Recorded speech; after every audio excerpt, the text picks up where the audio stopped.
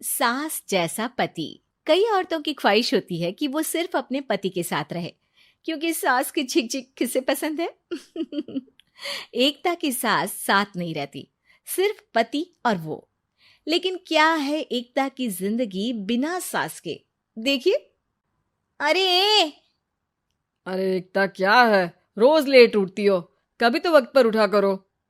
हाँ, लेकिन उठना क्यों है वक्त पर? 8 बजे तो उठ जाती हूँ मैं। देखो एकता, ये नहीं चलेगा। सुबह 6 बजे उठा करो। खाने में थोड़ी वैरायटी बनाओ और घर को साफ सुथरा रखो ना। अरे अरे अरे, जो मुंह में आ रहा है बोले जा रहे हो। क्या मेरा घर गंदा रहता है? कितना साफ रखती हूँ। खाने में भी हमेशा मैंने अच्छी चीजें बनाई हैं। और फिर ये 6 बजे उठने की जिद क्यों? देखो, मैं नहीं जानता। बस 7 बजे तक घर के मंदिर में दिया जल जाना चाहिए। एकता बेचारी करती भी क्या, पति की बात माननी भी तो जरूरी होती है।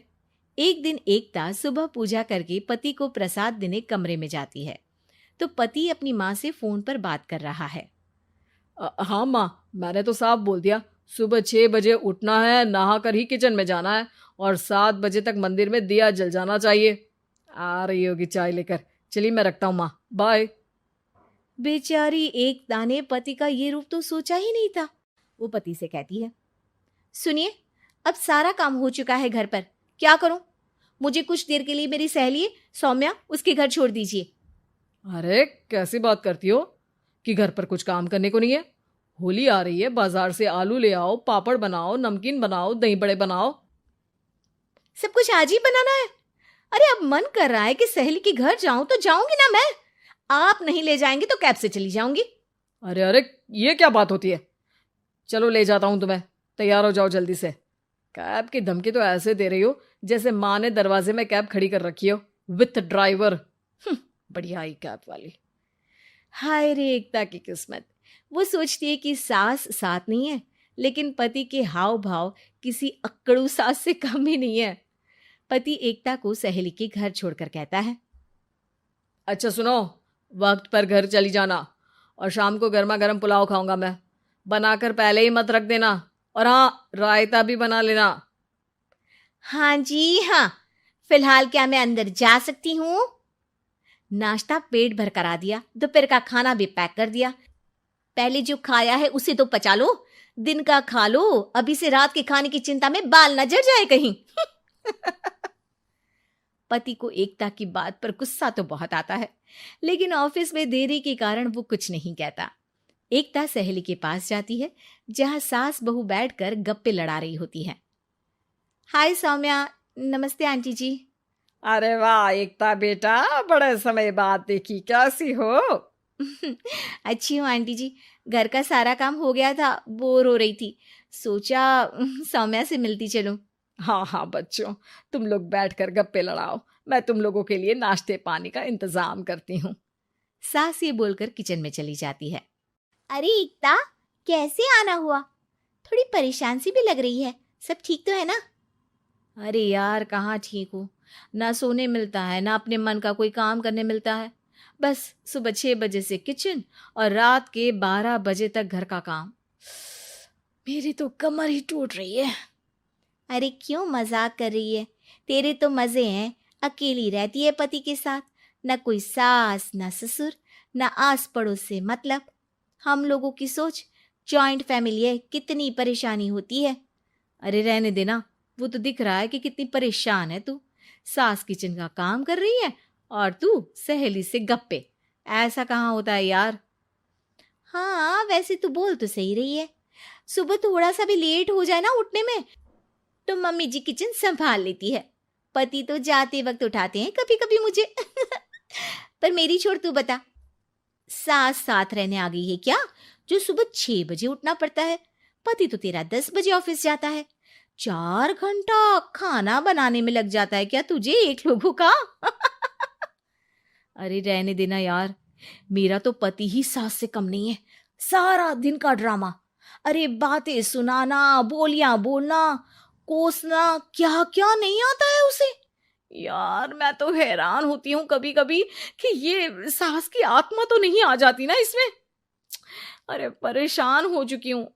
इतना ही नहीं, वो तो अपनी माँ से मेरी चुगली भी करता है। समझ गई। मतलब तेरे पति की गाड़ी चल यहाँ रही है, लेकिन रिमोट तेरी सास के पास ही है। अरे अब जो समझ, रिमोट है या कंट्रोल है, बस मेरा तो मुश्किल हो रहा है यहाँ रहना। सोच रही हूँ 2-4 महीने के लिए मायके चली जाऊं। क्या करेगी?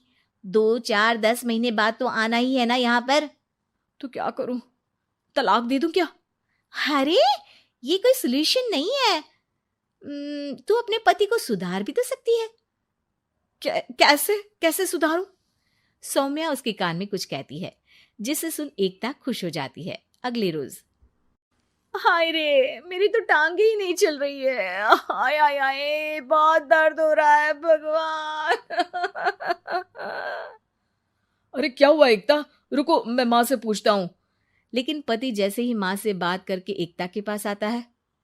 क्या नौटंकी है ये, क्यों रो रही हो? अरे कोशिश करो ना उठने की। ये काम से बचने के लिए जो नाटक है ना, बंद कर दो, वरना माँ आ जाएगी यहाँ पर। एकता की तो मानो मन मुराद पूरी हो गई। अरे हाँ हाँ, तो बुला लो ना उन्हें, जल्दी से बुला लो। मैं 4-5 दिनों के लिए आराम करना चाहती हूँ, चल तो सकती नहीं हूँ। खाना पीना कैसे होगा? अब क्या था, सासू माँ आ जाती है एकता के घर। सासू माँ, मुझे ये हमेशा बताते हैं कि आप कितनी हार्ड वर्किंग है। बस अब अगले 15 दिनों तक मैं आपको देखूंगी और आपकी जैसी ही बनूंगी। ये बता रहे थे कि आप 5 बजे सुबह उठ जाती हैं और अरे बेटा, कुछ ज्यादा ही नहीं बता दिया तूने। अब नहीं माँ, मैं चाहता हूं कि ये आपकी तरह तौर तरीके सीखे, जैसा आप मुझे बताती है ना। मैं तो हमेशा हॉस्टल में रहा, कभी देखा भी नहीं आपको, लेकिन मैं चाहता हूं कि एकता पूरी आपकी कॉपी बने, घर गृहस्थी आप ही की तरह संभाले। हैं? हाँ। तो अब माँ जी यही है, तो क्यों ना कल से शुरू। लेकिन अगले दिन सास 9 बजे सोकर उठती है। बेचारा बेटा बाहर से खाना मंगा कर खाता है। शाम को घर आता है तो सारा घर बिखरा रहता है। अरे माँ, ये घर इतना बिखरा क्यों है? अरे वो बेटा, आज वक्त ही नहीं मिला किचन से। सुबह का नाश्ता, दिन का खाना, अब रात को तो मेरा मन ही नहीं है कुछ बनाने का, तो बाहर से ही ले आ, या दिन का जो खाना बचा है ना वही खा लेना। ओ माँ, इससे अच्छा तो एकता कर रखती है। भले ही आराम आराम से काम करती है, लेकिन आज तक मुझे बासी खाना नहीं खिलाया। खुद तो तुम 9 बजे उठी हो, वो तो फिर भी 8 बजे उठती थी।